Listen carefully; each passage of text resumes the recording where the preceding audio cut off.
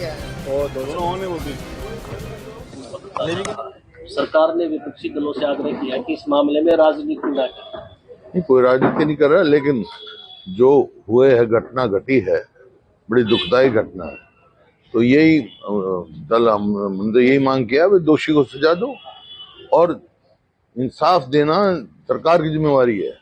सरकार अपनी जिम्मेवारी से ना हटे और जो इंसाफ है उसको दे और उस परिवार की संतुष्टि कराएं। 17 तारीख को प्रधानमंत्री भी हरियाणा में आ रहे हैं, क्या सरकार पर प्रेशर है इस मामले को जल्दी सुलझाने का? सरकार से पूछो, हम तो सरकार में नहीं, हमारे पर तो किसी का प्रेशर नहीं, हम तो जायज बात कहेंगे जो होगा। अच्छा सर, दोनों एसपी के समर्थन में भी लोग आ रहे हैं, डीजीपी के समर्थन में भी लोग आ रहे हैं और वाई पूरन कुमार के समर्थन में भी आ रहे हैं, क्या ये आपसी टकराव नहीं है? ऐसी देखिए, मैंने कहा इंसाफ देना सरकार की जिम्मेवारी है।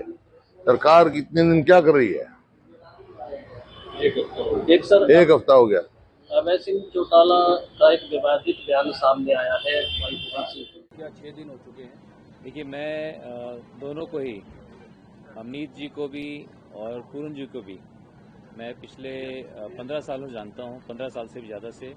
अमनीत जी कुरुक्षेत्र पार्लियामेंट्री कॉन्स्टिट्यूंसी में कैथल में वो 3 साल मेरे साथ डीसी रही वहाँ पर, और उस समय पे पूरन जी भी वहाँ पर एसपी रहे। दोनों ही बहुत ही अच्छे ऑफिसर्स हैं और ये बहुत ही दुखद घटना है जो कि इस तरह की जो घटना घटी, इसका हम सभी को इसका बहुत दुख है। और मैं यही आशा करता हूँ कि जो भी इसके पीछे सच्चाई है वो सबको पता लगेगी और जो भी अगर कोई दोषी है उस दोषी को सज़ा भी मिलेगी। और यही बात हमारे माननीय मुख्यमंत्री नायब सैनी जी ने भी बहुत स्पष्ट रूप से कहा है। और इस दुख की घड़ी में हम परिवारजनों के साथ हैं और हम यही ईश्वर से प्रार्थना करते हैं कि भगवान को शक्ति दे इस दुख को सहन करने की। सर, 48 घंटे तो हटाया जा रही है। इस तरह के आरोपी, न्याय होना चाहिए और न्याय तब होगा जब निष्पक्ष जांच होगी और परिवार की संतुष्टि होगी, तभी देशवासियों की संतुष्टि होगी उस जांच प्रक्रिया से। जांच निष्पक्ष हो और ये संदेश जाए कि कोई उस जांच को प्रभावित नहीं कर पा रहा, क्योंकि इसमें बड़े पदों पर बैठे लोगों को आरोपी के रूप में जो सुसाइड नोट के आधार पर पुलिस कंप्लेंट दर्ज कराई गई है उसमें शामिल किया गया। इसीलिए ये महत्वपूर्ण है कि पूर्णतः जांच किसी भी संदेह के घेरे से ऊपर हो, तभी सिस्टम में विश्वास बना रहेगा। उस मांग को हम दोहराते हैं, निष्पक्ष जांच हो, स्वतंत्र जांच हो, ताकि जांच में दूध का दूध पानी का पानी हो। जो भी दोषी पाया जाए उसके खिलाफ सज़ा, कड़ी से कड़ी सज़ा दिलाए सरकार, और जो निर्दोष पाया जाए, कोई बेगुनाह हो, उस पर आँच ना आए। हम ये कहेंगे कि जो आज परिवार है बहुत दुख की घड़ी से गुजर रहा है और बहुत मुश्किल घड़ी से गुजर रहा है। आज हमारी सांत्वना भी है उनके साथ, अमित जी के साथ और बेटियों और पूरे परिवार के साथ, और साथ ही में हमारी आज उनके साथ समर्थन भी है सांत्वना के साथ साथ। हम यही आज सरकार से कहेंगे कि इस मामले को सिर्फ व्हाट इट इज उसी तरह से देखा जाना चाहिए, किसी भी जातिवाद के पर्सपेक्टिव से या किसी भी राजनीतिक पर्सपेक्टिव से इस मामले को ना देखते हुए वही करा जाए जो हर इंसान उम्मीद करेगा एक देश में जीते हुए, जहाँ पे संविधान है, जहाँ पे कानून है। कानून के हिसाब से जो कार्रवाई बनती थी अभी भी उसमें सरकार बहुत पीछे है और यही परिवार की शिकायत है, आज यही समाज की शिकायत है और मैं समझती हूँ आज पूरे देश की भी यही शिकायत है। सरकार को जल्द से जल्द इस मामले में इंसाफ करना चाहिए, इंसाफ दिखना चाहिए।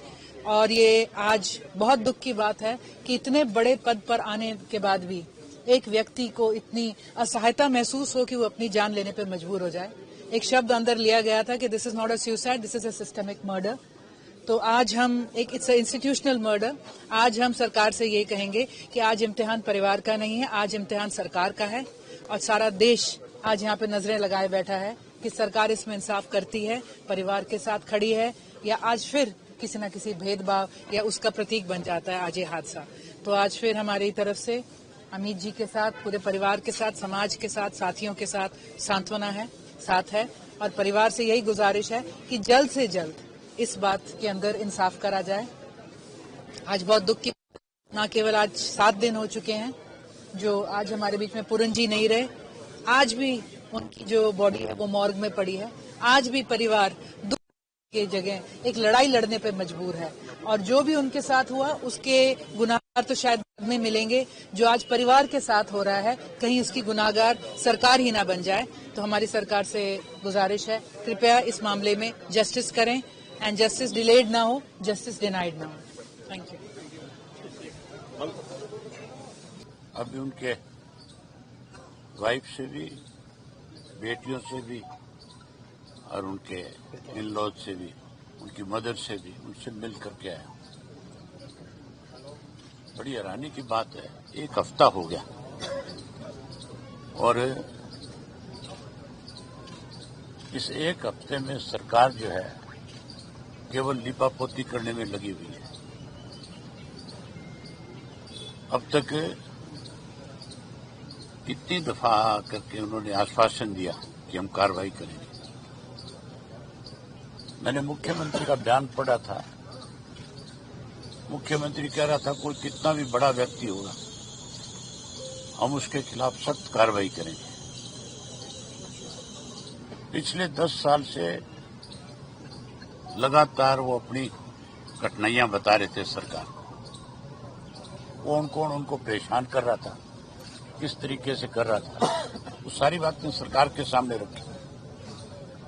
अगर सरकार की नीयत ठीक होती है तो फिर उस वक्त की जो कंप्लेंट्स थी उनके ऊपर भी सरकार को संज्ञान लेना चाहिए था। अगर उस वक्त में कार्रवाई कर ली होती तो मेरे ख्याल से आज ये नौबत नहीं आनी थी। जिसके घर से व्यक्ति जाता है उसको पता है कि उसको कितना बड़ा उस चीज से धक्का लगता है, दर्द उसमें होता है। मैं तो आपके माध्यम से मुख्यमंत्री से कहना चाहता हूं कि आपको थोड़ी सी भी अगर कोई लिहाज है किसी बात की तो तुरंत आगे बढ़ना चाहिए इस मामले में।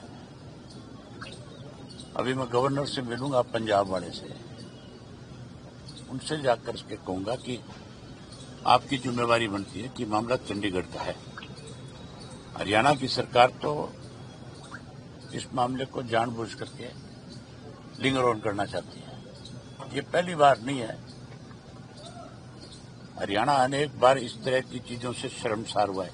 अगर यही बात एक आम साधारण आदमी की होती तो अब तक पूरे परिवार को उठा करके जेल में बंद कर देते हैं। डीजीपी जो है वो एक संवैधानिक पद पे बैठा हुआ व्यक्ति है, वो भी एक आम आदमी है। अगर उसके खिलाफ एफआईआर लॉन्च होती है तो फिर उसको गिरफ्तार भी किया जा सकता है।